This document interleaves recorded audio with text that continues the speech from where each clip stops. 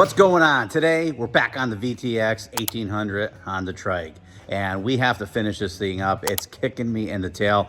It's like the littlest things take forever, and I just want to wrap it up and move forward. So let's get going. As you can see, it's getting a little involved. We had to take the back half off. I felt it's very necessary to make some brackets that attach to the rear frame.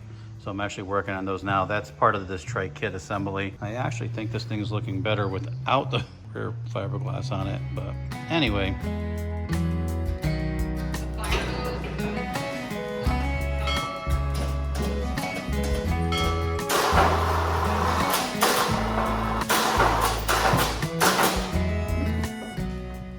All right, I just test fitted the back half of the motorcycle, and what I'm gonna do is measure the height from the frame through the fiberglass portion of the bike so that we can bolt it to the rear tour pack.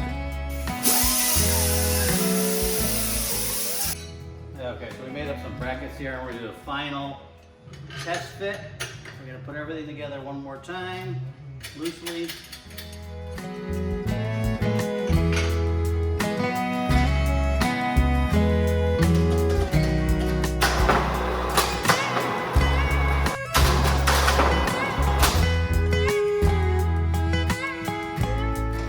Looking pretty good. Let's take it off and finish the brackets off.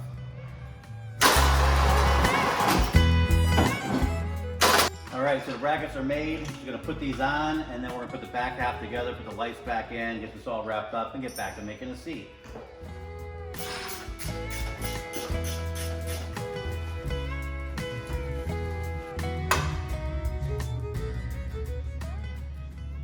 I'm cleaning up my mess right now, and I wanted to show you something which I thought was really funny. If you ever wonder why I miss having Dan Miller here, take a look at this. When Dan worked here, this was full, and it was always together. Every time we needed a drill bit, we could just go over there, and everyone was full. The second he left, everybody ransacked it, broke it, and now we have a pile of bits everywhere. It's pretty irritating. Another thing I used to love with Dan was, if he grabbed the jack and it was squeaky, instead of having a squeaky jack dragged across the floor over and over again, he'd stop and fix it. You just don't find people like that anymore. Look at this mess. Our game plan today is to trim off all of the excess. Then we're gonna cut the foam down to 1 inch. We're gonna remove a lot of the inside foam here, do a metal skeletal structure that bolts to that bracket that we just made. And I'm hoping our original plan with those 2 knobs that slide into the thing line up with the brackets that we made, and everything works good. Let's get trimming.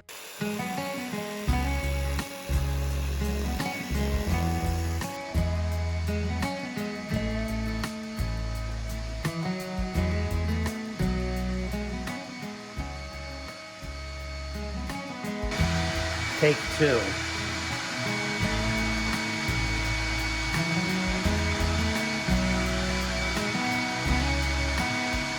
Take 3.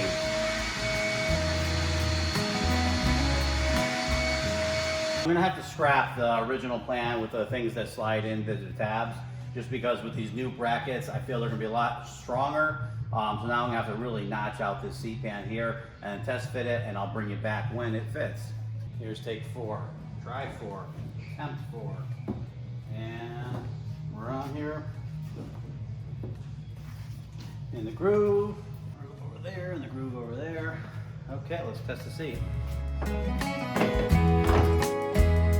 All right, so we're gonna have some fitment issues here to deal with, shaping this around, but we can make our brackets and get us going. All right, so I should have done this a million other ways. I know I said that before, but looking back, I should have done the metal skeletal frame first and then done all this around it. But we're doing what we have to do here. So I ripped some of the foam out, like I said before, so I can go through, I'm gonna reinforce and bond the top to the back. I'm actually making the bracketry now to connect to the actual brackets that we made for the frame. And then we're gonna do like a skeletal structure here afterwards that comes through, and we're gonna tie everything in. So we'll have a metal subframe inside here. It's all bolted to the frame.